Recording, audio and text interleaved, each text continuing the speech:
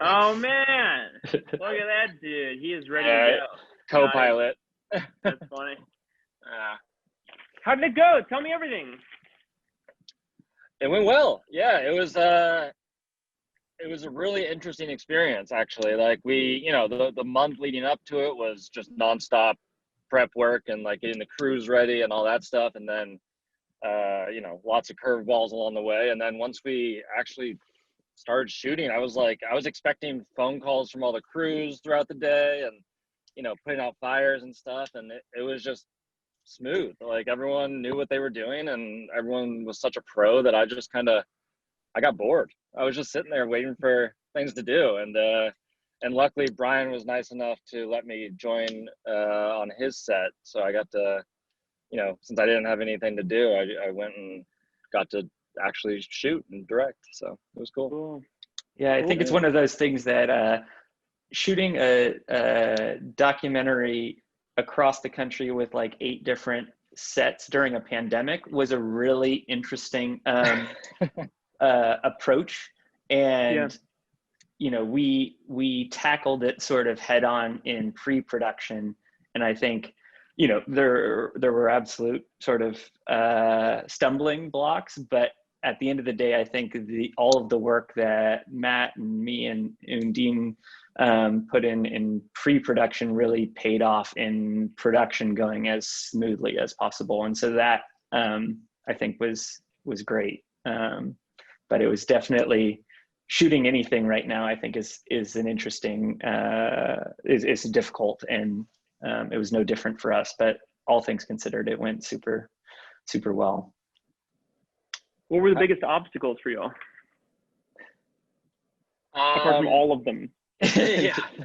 What do we choose? Yeah. I mean, I'm sure it would be a different answer for Brian since he did more of the like logistics stuff. But like, the biggest obstacle for me as a director was honestly this like emotional component of letting go, of trusting these crews across the country and not really being able to creatively be hands-on on the actual shoot day. Like I was very confident in everybody and I was very confident in the prep work we did and all that, but it was like a real, I don't know, I probably could talk about it in therapy for a while or something, where I was just like, I really had to let go and then kind of like give myself over to, not knowing what people were shooting. I still haven't seen all the footage, and that was a really, really interesting experience. And actually it ended up being okay, but it was like there was a lot of anxiety that came with it and a lot of stress that came with it. And I mean that means I learned from it, of course, which is good. Yeah, that was nice to see what y'all did with pre-production, of like kind of building the style and kind of knowing what you guys wanted and then putting that out to all the different crews. I'd never seen such an orchestrated, I mean, it's a big feat to send out 7 crews to document something that is stylistically and aesthetically cohesive. And that was so important to be able to do that beforehand. Yeah, I guess that's a perfect segue.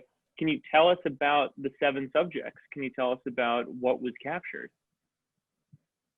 Yeah, they're all so interesting in their own ways. And actually, I feel like I've gotten to know them so well that they're just like, even if I disagree with some of their viewpoints or politics, like, in a way, making this film has also like done for me what I hope it does for the audience, which is brings people together and brought me closer to people who are different from me. We had just a quick run through. There was a same-sex couple in Maine who are on opposite sides of the aisle. They're amazing. They could have their own TV show. They're hilarious and loved every minute of filming, I can tell based on the footage. So that's cool. A family in Georgia who the man voted for Trump in 2016 and his wife was deported several months later. So he's kind of been grappling with what role, if any, he played in that. A rodeo clown and his family in South Carolina. A anarchist who lives on a school bus in Santa Cruz, California. A suburban family in Dallas, Texas. a Native American man in Navajo land in New Mexico, and then a poet, creative model, gun activist, or gun advocate, gun rights advocate in Chicago. I think that's everyone. Am I forgetting anyone, Brian? No, that's everyone. Yeah, and so I think it's worth noting, like, it's this really difficult problem when you're tackling this sort of subject matter that we were, in terms of, we wanted to be as representative as possible while also being cognizant of, like, there's 350 million people in this country. There's absolutely no way that you can fully encapture the crazy diversity. And that was something that, like, Matt and I were very thoughtful of as we were kind of moving this through pre-production, of, like, having subjects that spoke to certain issues that we really thought represented kind of the conversations that were going on in the country, you know, in the year 2020. And, you know, we definitely didn't capture every potential story that could have happened, but I think in getting to even hear Matt talk about each character, like, each one is so distinctly unique, and also has a story that tells kind of a greater story about sort of the American experience right now. And I think that's, you know, if we're able to execute on this idea, I think it will hopefully be relatable to as many Americans as possible, and also really capture each character's sort of unique experience. And that was really what we were hoping and aiming to do. Yeah, it's funny. It's like, to list off all of the characters, it sounds like a Harmony Korine film or something. It's really, really you know great. What's funny, Jim, actually, this idea, or this film, took on a lot of different lives. And at one point, Gummo was a huge inspiration for the style, the approach to it.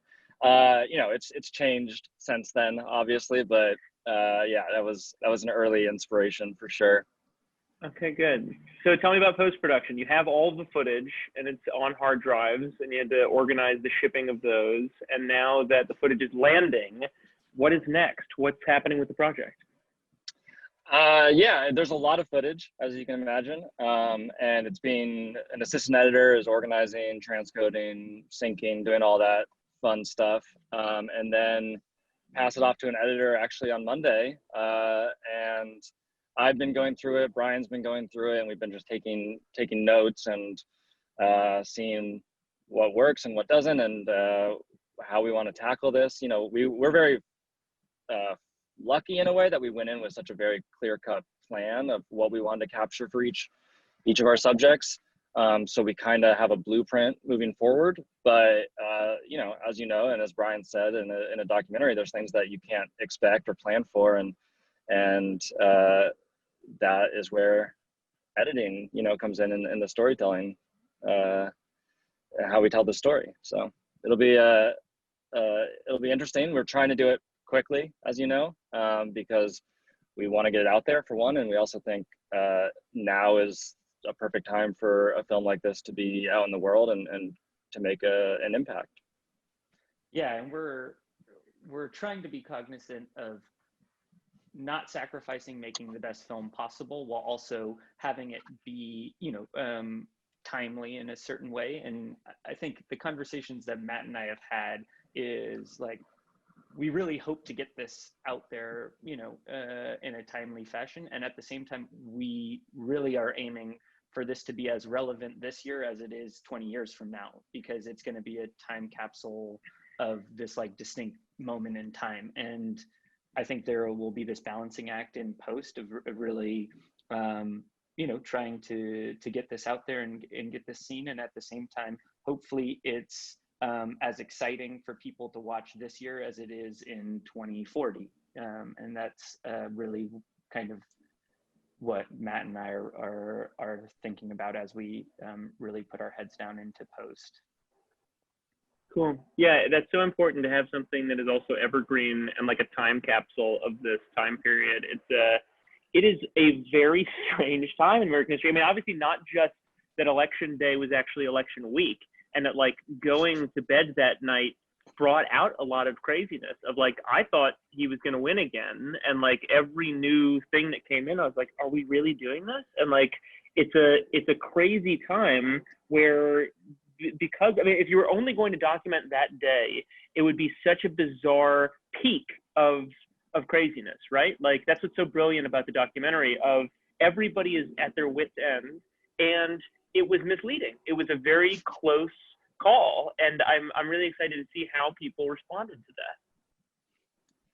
Yeah, and it was, you know, having talked to all the crews, all the characters or the subjects, and looked at some of the footage, it runs the gamut. There's all kinds of reactions, and it's yeah. I mean, as you said, even in our own lives, you know, Brian and I were watching the news in a hotel room in New Mexico late into the night after we wrapped, and it was an interesting night. And one thing we've always talked about is how this idea that the sun will, no matter what happened on election day, the sun would rise on November 4th, you know, and that was something we kept in the back of our minds, that like, look, we kind of have to stand back and just let things unfold. The sun will rise tomorrow, and then we'll capture it. And we kind of tried to keep our emotions, let's say, out of it. Yeah, it's interesting too, because, you know, I think the core of the story is these 7 subjects. At the same time, we wanted to try to capture on a very broad scale sort of America on this given day. And so we had, you know, close to 50 cinematographers throughout the country that captured like very small moments in each state. And I think, you know, it's going to be difficult to how we weave all this together, but to kind of echo your point, Jim, is like, we really do hope to provide, you know, kind of like on a very broad scale, what it may have been like in a variety of different places, as well as really capturing our subjects in their own single day Weirdness. Yeah. We're all weird. Yeah, I know. That's what's so great. Like I love watching character documentaries because you can find out something new. Like I think we end up creating these ideas and kind of profiling people based on selections of people that we met before, but people are so much weirder than you give them credit for. Like nobody is the same. Everybody's got weird stuff going on. I mean, yeah. I guess, like, what is the biggest takeaway that y'all have learned from this? Having like prepped for it and then started it, and then like having shot it, what is the big takeaway from both of y'all? I would like to avoid a cliche, but it honestly like did kind of reaffirm this belief that like that everyone is doing their best in a way. Like, of course there are exceptions, and there are, you know, there's no place for white supremacy, and there's no place for violence and stuff like that. But for the most part, people are informed by their backgrounds and their upbringings, and their perspectives reflect that. And being open to a dialogue with people who think differently than you, I think, is very important. And I know that I'm saying that from a certain perspective of my own. So it's that's one of the biggest takeaways, that these people I disagree with maybe can still be kind, can still be loving, can still bring value to the world. And that, you know, that's kind of my biggest, I guess, ideological takeaway from the whole thing. Yeah, I think that's a really important thing to go into the editing room with, both of those sentiments, that it's possible that in an argument, both parties are right. And in editing a film, it's so important to not pander to one side, because you lose half the audience. And we all have a very difficult needle to thread in the edits, especially with all the footage that you have. I do not envy that. Okay, well, I can't wait to fucking see it. I guess I'll withhold judgment of what I've learned until I see some footage, but I really can't wait to see it. Yeah, well, Can't wait to show you. You know, I can't thank you enough, Jim, for all of your help thus far. And, you know, whether it be you or people that have invested in the film or anything else, like at Matt and How I's cool core. is that? How cool is that? That you can post a website and say, hey, we're trying to make a documentary and make a feature film. And then people come out of the woodwork and actually love cinema and want to help. The time is now. It's so strange that like it's taken this long. It's amazing.